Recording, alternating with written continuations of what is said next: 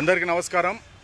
మరి గత వారం 10 రోజులుగా తెలంగాణ రాష్ట్రంలో ఒక ఇష్యూ పదే పదే ప్రెస్ మీట్లు పెట్టుకుంటూ మరి మళ్ళొకసారి ప్రశాంతంగా ఉన్న రాష్ట్రంలో తెలంగాణ వాదాన్ని, తెలంగాణ సెంటిమెంట్ని మళ్ళీ రెచ్చగొట్టే విధంగా చాలామంది ప్రయత్నం చేస్తున్నారు. ఈ వారం 10 రోజులుగా రాష్ట్రంలో ఏ సమస్యలు లేనట్టు తెలంగాణ సెంటిమెంట్ని మళ్ళీ రగలగొడుతూ 12 సంవత్సరాల అయింది దాదాపు తెలంగాణ వచ్చి. 12 సంవత్సరాల తర్వాత మళ్ళీ ప్రధానంగా ఇద్దరు వ్యక్తులు ఈ ఆట ఆడిస్తున్నారు. ఒకరు ఫామ్ హౌస్లో పండుకున్న కేసీఆర్ గారు, మరి అక్కడ 11 సీట్లకే పరిమితమైన జగన్మోహన్ రెడ్డి. ఎందుకంటున్నా అంటే ప్రశాంతంగా ఉన్న వాతావరణం, అన్నదమ్ముల్లాగా కలిసిమెలిసి ఉన్న వాతావరణాన్ని ఈరోజు మరి 10 రోజుల నుంచి అరేయ్ తురేయ్, వాడు వీడు, ఎవడ్రా వాడు అనే మాటలు మన తెలంగాణలో మాట్లాడుతున్నారు. వయసుకు గౌరవం లేకుండా, వ్యక్తికి గౌరవం లేకుండా, ఒక ఆత్మాభిమానం లేకుండా మరి వాళ్ళు ఇష్ట అనుసారంగా మాట్లాడుతున్నారంటే ఇది మన దురదృష్టం. చాలామంది ఈరోజు ముఖ్యంగా ఇక్కడికి స్వర్గీయ నందమూరి తారక రామారావు ఘాట్కి వీడికి వచ్చి ప్రెస్ మీట్ ఇవ్వాల్సిన వచ్చిందంటే పరిస్థితి మరి ఎంత ఘోరంగా మాట్లాడుతున్నారు కొందరు వ్యక్తులని నేను సూటిగా ప్రశ్నిస్తున్నా. 1982లో పార్టీ పెట్టి 9 నెలల్లో అధికారం దిశగా వచ్చి తెలుగువారి ఆత్మగౌరవాన్ని నిలబెట్టిన వ్యక్తి నందమూరి తారక రామారావు గారు. అట్లాంటి వ్యక్తి సమాధిని ఈరోజు కొందరు దురదృష్టం హుస్సేన్ సాగర్లో పడేస్తాం, ఆ సమాధిని తీసి హుస్సేన్ సాగర్లో పడేస్తామన్నారు. అదేవిధంగా మరి ఈ ప్రభుత్వం ఏర్పాటు చేసిన ఎన్టీఆర్ విగ్రహాన్ని అమీర్పేటలో మరి దాన్ని పలగొట్టేట పార్సల్ పంపుతారట ఆంధ్రప్రదేశ్కి. నేను అనేది ఏంటంటే మాట్లాడిన వ్యక్తులకి మీరు మాట్లాడే ముందు ఏ వ్యక్తి గురించి మాట్లాడుతున్నామో ఒకసారి ఆలోచించండి. స్వర్గీయ నందమూరి తారక రామారావు గారు ఉమ్మడి ఆంధ్రప్రదేశ్కి ముఖ్యమంత్రి. ఎవరైతే మాట్లాడుతున్నారో ఆయన ముఖ్యమంత్రి ఉన్నప్పుడు నువ్వు పుట్టలేరా బాబు అని నేను సూటిగా ప్రశ్నిస్తున్నా. దాని తరంతరం చంద్రబాబు నాయుడు గారు ముఖ్యమంత్రి ఉన్నప్పుడు నువ్వు డైపర్ల సుస్సు పోసుకుంటామని మరొకసారి నేను చెప్తున్నా. మీ అమ్మ నీకు అడిగే టైంలో, అంటే నీకు ఊహ తెలియని టైంలో ఈ రాష్ట్రం ఏర్పడింది, లేకపోతే తెలంగాణ అనే పదం వచ్చింది, లేకపోతే ఇక్కడ తెలంగాణ నాయకులు గతంలో ఉమ్మడి ఆంధ్రప్రదేశ్గా పరిపాలించిందని మరొకసారి తెలియజేస్తున్నా. ఇష్టం వచ్చినట్టు అరే చంద్రబాబు, అరే లోకేష్, నీ సైన్యం వస్తుందా, నువ్వు వస్తావా అంటే అది పద్ధతి కాదని మరొకసారి చెప్తున్నా. ఎందుకంటే రెండు రాష్ట్రాలు సెంటిమెంటు, తెలంగాణ సెంటిమెంట్ అయి 12 సంవత్సరాలు అవుతుంది. ఇప్పుడు ఏ నాయకులైతే ఫామ్ హౌస్లో పండుకున్నారో వాళ్ళు మళ్ళీ తెలంగాణ సెంటిమెంట్ రగిలితే మరి ప్రజలు చెప్పుతో కొట్టడానికి రెడీ ఉన్నారు. 10 సంవత్సరాలుగా 2 టర్ములు ఇచ్చిర్రు, దోచుకున్నారు, దాచుకున్నారు, ఇప్పుడు ఫామ్ హౌస్లో పడుకున్నారు. అది అక్కడైపోతే మరి ఇక్కడ 11 సీట్లకే పరిమితమైన జగన్మోహన్ రెడ్డి ఏ విధంగా రెచ్చగొట్టాలి తెలంగాణని, తెలంగాణ ప్రజల్ని ఏ విధంగా రెచ్చగొట్టాలంటే ప్రొఫెసర్ నాగేశ్వరరావు వంశము ముంగడికి తీసుకొచ్చిండు. మరి అమిత్ షా ఏం మాట్లాడిండో, అమిత్ షా గారు ఏం మాట్లాడిండ్రో, ఎవరితో మాట్లాడిండ్రో ఎవరికి క్లారిటీ లేదు.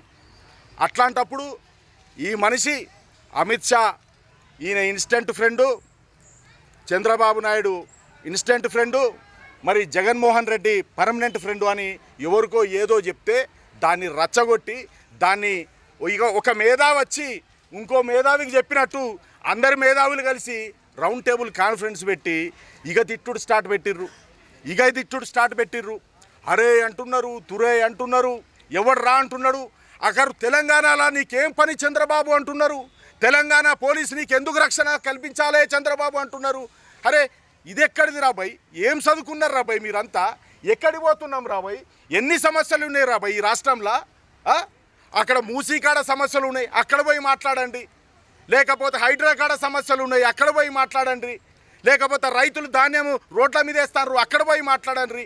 కానీ ఎవడికి ఎవడైనా పేరు రావాలన్నా, లేకపోతే వాడిని గుర్తించాలన్నా చంద్రబాబుని తిట్టుడు పెట్టుకున్నారు, లోకేష్ గారిని తిట్టుడు పెట్టుకున్నారు, పవన్ కళ్యాణ్ గారిని తిట్టుడు పెట్టుకున్నారు. అంటే మీకు తిడితేనే రాజకీయమా? నిన్న చెప్పకనే చెప్పిండు ఆ మనిషి. ఏం చెప్పిండు? మేము త్వరలోనే రాజకీయ పార్టీ పెట్టబోతున్నామని. మరి నువ్వు త్వరలోనే రాజకీయ పార్టీ పెడితే మరి అది సూటిగా చెప్పేది ఉండే, రాజకీయ పార్టీకి వచ్చి కొట్లాడు. ఒక జర్నలిస్టు ముసుగులో, ఒక తెలంగాణ అమరవీరులు కుటుంబాల ముసుగులో లేకపోతే మేము ఉద్యమకారుల ముసుగులో నువ్వు వచ్చి ఆ రౌండ్ టేబుల్ కాన్ఫరెన్సులు పెట్టి ఆ సోమాజిగూడ ప్రెస్ క్లబ్ల కాన్ఫరెన్సులు పెట్టి ఇష్టం వచ్చినట్టు తిట్టుకుంటున్నారు. ఒకసారి వాళ్ళు తిడితే ఒకసారి వీళ్ళు తిడుతున్నారు, వీళ్ళు తిడితే వాళ్ళు తిడుతున్నారు. సమాజం ఎక్కడ పోతుందని నేను అంటున్నా. మీరు ఎంత అవునన్నా ఎంత కాదన్నా ఉమ్మడి ఆంధ్రప్రదేశ్ని డెవలప్ చేసింది చంద్రబాబు నాయుడు. ఈ చరిత్ర ఎవడు తీసేయలేడు. అదేవిధంగా తెలంగాణ తెచ్చినోడు ఇచ్చినోడు సాధించుకున్నోడు. మరి మనం ఏదైతే అన్నామో మీరు ఏదైతే జాతిపిత అంటున్నారో కేసీఆర్ గారు కొట్లాడిరు, తెలంగాణ వచ్చింది 10 సంవత్సరాలు అయిపోయింది. 2 సార్లు వాళ్ళకి అధికారం ఇచ్చినాం. అరే మొన్నటికి మొన్న పార్లమెంట్లో మీరు పోటీ చేస్తే 0 వచ్చిందా మీకు ఇంకా ఇక్కడ ప్రజల మ్యాండేట్ అర్థమవుతలేదా? మళ్ళీ తెలంగాణ సెంటిమెంట్ రెచ్చగొట్టాలి, ఇక్కడ ఉన్న ఆంధ్రోళ్ళని రెచ్చగొట్టాలి, ఇక్కడ ఉన్న తెలంగాణ వాళ్ళని రెచ్చగొట్టాలి, ఇక్కడ ఈ పార్టీ ఉండకూడదు. ఎందుకు ఉండకూడదయ్యా? నిన్న మొన్న పెట్టిన పుట్టగొడుగుల పార్టీలు వస్తున్నాయి. ఈ తెలంగాణ గడ్డ మీద తెలుగుదేశం పార్టీ పుట్టింది. ఇక్కడ తెలుగుదేశం పార్టీ హిమాయత్ నగర్ నడి బొడ్డులో పుట్టింది. ఇక్కడ పుట్టింది. తెలుగువారి ఆత్మ గౌరవం గురించి పెట్టింది. మరి ఆత్మ గౌరవం పక్కన పెడితే ఎల్లిగాడొచ్చిండు మల్లిగాని తిట్టిండు, మల్లిగాడొచ్చిండు ఎల్లిగాని తిట్టిండు. ఏంద్రాబాయ్ అంటే వ్యక్తులు తిట్టుకున్నారు బాగున్నది. రాష్ట్రాలను ఎందుకు ముడిపెడుతున్నారా అబ్బాయి? మళ్ళీ తెలంగాణోడు అని ఎందుకు ముడిపెడుతున్నారా? తెలంగాణ వ్యక్తుల గురించి పంచాయతీ రాష్ట్రాలతో ఎందుకు ముడిపెడుతున్నారని నేను అంటున్నా. ఈరోజు జనరేషన్ జెన్జియన్ నువ్వు మాట్లాడుతున్నవే, నీ పేరు తీసుడు కూడా వేస్ట్ అంటున్నా. జెన్జియన్ నువ్వు మాట్లాడుతున్నవే, జర్నలిస్టు ముసుగులో మీరు మాట్లాడుతున్నారే. నేను చెప్తున్నా విను. నువ్వు మాట్లాడితే భవిష్యత్తు గురించి మాట్లాడు, తెలంగాణ యువత భవిష్యత్తు గురించి మాట్లాడు, యువత సమస్యల గురించి మాట్లాడు. అంతేగాని నీ పబ్బం గడుపుకోవటానికో లేకపోతే నువ్వు ఎవరి పబ్బం గడపాలనో అమ్ముడు పోయినవో వాళ్ళ పబ్బం గడపడానికి నువ్వు ఇట్లాంటి మాటలు మాట్లాడితే ఖబర్దార్ జాగ్రత్త అంటున్నా. తెలంగాణ పోలీసులకు మరి చంద్రబాబు నాయుడుకి ఎందుకు రక్షణ కల్పించాలి? అరే నువ్వు చదువుకున్నోనివా చదువుకోలేదా నాకైతే అర్థమైతలేదు. ఉమ్మడి ఆంధ్రప్రదేశ్కు ముఖ్యమంత్రిరా, అదొక ప్రోటోకాల్ ఉంటుంది, దానికి ఒక పద్ధతి ఉంటుంది, విధి విధానాలు ఉంటాయి. వాళ్ళు వచ్చి రక్షణ కల్పిస్తారు. అదేవిధంగా వీళ్ళకి ఇక్కడేం పని? శనివారం ఆదివారం వస్తున్నారంటే ఎక్కడికి వస్తున్నారా పోయి? నీ ఇంటికి వస్తున్నారా? శనివారం ఆదివారం వాళ్ళ ఇంటికి పోతున్నారు, వాళ్ళ ఇంటికాడ పోయి వాళ్ళ కుటుంబంతో ఉంటున్నారు, వాళ్ళ వ్యక్తులను కలుసుకుంటున్నారు, వాళ్ళ ఇంట్లోతో టైం స్పెండ్ చేస్తున్నారు. మీకెవడు హక్కు ఇచ్చిండు? తెలంగాణకు రావద్దని మీకెవడు హక్కు ఇచ్చిండు? ఏమన్నంటే మాకు వాక్ స్వాతంత్రం అంటారు. వాక్ స్వాతంత్రం ఉండాలి. Right of speech, right to speech fundamental రైట్స్లా చదువుకున్నోడు ఎవరికైనా తెలుసు. కానీ అది ఒక వ్యక్తి ఆత్మ గౌరవాన్ని, ఒక వ్యక్తి ఆత్మ అభిమానాన్ని దాన్ని హరిస్తే మాత్రం ఎవడు కూడా పౌరుడు క్షమించడు, ఎవడు కూడా పౌరుడు ఒప్పుకోడు. నేను అదే చెప్తున్నా, మరీ చెప్తున్నా. తిట్టాలంటే నేను కూడా 10 మంది 20 మంది జర్నలిస్టులు కానీ మిత్రులు కానీ ప్రెస్ వాళ్ళని కానీ పిలిచి మా పార్టీ తరఫున నేను కూడా తిట్టచ్చు. నేను తిట్టున్నాను, నువ్వు తిట్టుడు కాదు. ఇక్కడ రాష్ట్రాలతోటి ముడిపడి ఉన్న సమస్య అయిపోయింది. మిత్రులారా, ప్రజలు మ్యాండేట్ ఇస్తారు. ప్రజలు ఎవరిని కూర్చోబెట్టాలనే మ్యాండేట్ ఇస్తారు. అరే ఎవరింటికి పోయినా మీకే ప్రాబ్లం. ఇది నచ్చలే అంటే జనాలకు నచ్చలేదు. ప్రెస్ అంటేనే చూస్తేనే అరే వాడు తిడతారా, వీడిని తిడతారా, వీడు తిడతారా, వాడిని తిడతారా. ఇదా జర్నలిజం అంటే, ఇదా సంస్కారం, ఇదా భవిష్యత్తు. భావి తరాలు ఎదురు చూస్తున్నారు. క్వాంటమ్ ఎరాలో ఉన్నాం మనం ఇంకా డెస్క్టాప్ పట్టుకొని లేం. క్వాంటమ్ ఎరాలో ఉన్నాం. ముందు ఆలోచించాలి. భవిష్యత్తు ముందు 20 సంవత్సరాలు ఏం చేయాలని ఆలోచించాలి. ప్రణాళిక ఇవ్వండి. చదువుకున్న మేధావులు కదా, మీరంతా మేధావులు కదా. ఒక మేధావికి అవమానం జరిగింది అంటున్నారు కదా, ఆ మేధావిని ఒక బుక్లెట్ పట్టుకొని రమ్మనండి. తెలంగాణ మోడల్ ఈ విధంగా ఉండాలి, ఆంధ్ర మోడల్ ఈ విధంగా ఉండాలి, మన తెలుగు ప్రజలు అభివృద్ధి చెందాలంటే ఈ మోడల్ బుక్లెట్ అమలుపరచమని చెప్పాలి. అంతేగాని నా మీద కేసు పెట్టిండ్రు, ఆంధ్ర పోలీసులు వస్తాండ్రు, తెలంగాణ పోలీసులు సహకరిస్తాండ్రు అనేది ఇది ప్రొఫెసర్ గారికి అది కరెక్ట్ పదం కాదు. మీరేమైనా ఉంటే, మీ మీద ఏమైనా అలిగేషన్ ఉంటే మీరు నిరూపించుకోవాలి. జర్నలిస్ట్కి ఒక కేసు పెడితే ఒక న్యాయం, లేకపోతే కామన్ మ్యాన్కి ఒక కేసు పెడితే ఒక న్యాయం కాదు. న్యాయాల చట్టాల ముందు అందరూ ఒకటే, అందరికీ ఒకటే ట్రీట్మెంటు. అంటే మీరు సహకరించాలి, న్యాయశాఖకు సహకరించాలి, పోలీసు వాళ్ళకు సహకరించాలి. అంతేగాని నేను రియాల్ ఒక మాట రేపు ఒక మాట కాదు. ఇక చాలామంది ఎందుకు ఇట్లా ప్రతిసారి చంద్రబాబు ప్రతి దాంట్లో చంద్రబాబే. ఆయన అక్కడ పరిపాలన చేసుకుంటాడు, ఆయన అక్కడ అమరావతి ఒక విజన్ ముందు 2047 అని ముందుకెళ్తాడు. ఇక్కడ ఈ ప్రభుత్వం వచ్చి మరి తెలంగాణని ప్రథమ స్థానంలో పెట్టాలని ఈ ప్రభుత్వం ప్రయత్నిస్తుంది, హైదరాబాద్ని చిత్రపటంలో పెట్టాలని ముందుకెళ్తుంది.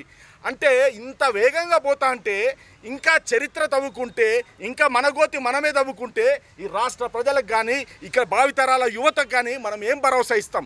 తిట్టుకునుడు కాదు భరోసా, కొట్టుకునుడు కాదు భరోసా. మనము ముందుకెళ్లాల్సింది ఒక విజన్ తోటి.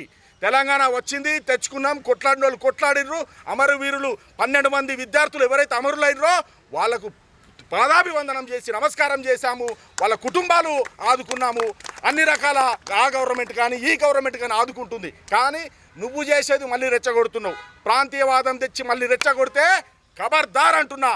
ఆ దల్ పార్టీకి కానీ ఇంకొకటి కానీ మల్లిగాని కానీ ఎల్లిగాని కానీ మరి ఎవరికైనా కూడా చెప్తున్నా, ఇంకొకసారి వాణ్ణి తిట్టుడు వీణ్ణి తిట్టుడు వీణ్ణి తిట్టుడు వాణ్ణి తిడితే మాత్రం మేము కూడా తిట్టుడు స్టార్ట్ చేస్తే మా ఉనికి తెలంగాణ తెలుగుదేశం పార్టీ ఈ కూటమి తోటి ఇక తెలంగాణకి ఎంటర్ అవుతుంది అనగానే ఒక్కొక్కరికి మరి ఎక్కడెక్కడ నడుస్తుందో అర్థమవుతలేదు. మేము ఇంకా ఫీల్డ్ దిగుతే మాత్రం ఎక్కడ కూడా మీ భవిష్యత్తు ఉండదని చెప్తున్నా. చివరిగా ఎన్టీ రామారావు గారి విగ్రహం తీసేస్తాడట, ఆంధ్రాకి పడేస్తాడట, పార్సల్ చేస్తాడట, ఇక రకరకాలు చెప్పాడులే. నేను అనేది ఏంటంటే ఇదే కేసీఆర్ వాళ్ళ కొడుకు పేరు తారక రామారావుని పెట్టుకున్నాడు. మరి ఆయన ఏం చేస్తావు? నువ్వు ఎడబడేస్తావు. ఇది తప్పన్నా. అభిమానం ఉంటుంది, వ్యక్తిత్వం ఉంటుంది, ఆత్మగౌరవం ఉంటుంది, అవన్నీ కాపాడుకోండి.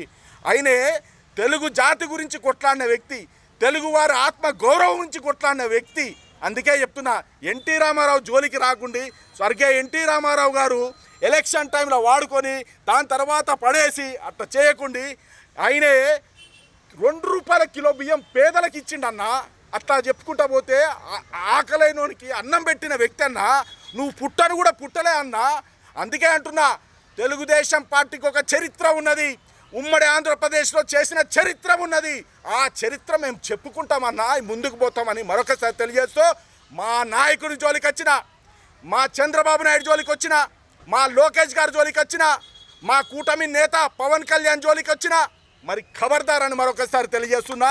మేము ఇక్కడ తెలంగాణలో పుట్టినాం, మేము ఇక్కడనే రాజకీయం చేస్తున్నాం, మేము ఇక్కడనే ఉన్నాం. 22 సంవత్సరాల అధికారం లేకున్నా ఇంకా తెలంగాణ క్యాడర్ ఉన్నది, బలంగా ఉన్నది. ఎందుకంటే ఒక్కసారి మేము గుండెల్లో పెట్టుకుంటే తెలంగాణ ప్రజలు ఎవరిని మర్చిపోం. అందుకే చెప్తున్నా సోదరులారా, నీకు మంచి భవిష్యత్తు ఉన్నది.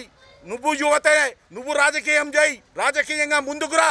కానీ రాజకీయ ముసుగులో వ్యభిచారం చేస్తే మాత్రం తాట తీస్తామని మరొకసారి తెలియజేస్తూ, ఇక్కడికి వచ్చిన మీడియా సోదరులందరికీ పేరు పేరున విలేకరులందరికీ కూడా ధన్యవాదాలు తెలియజేస్తున్నా.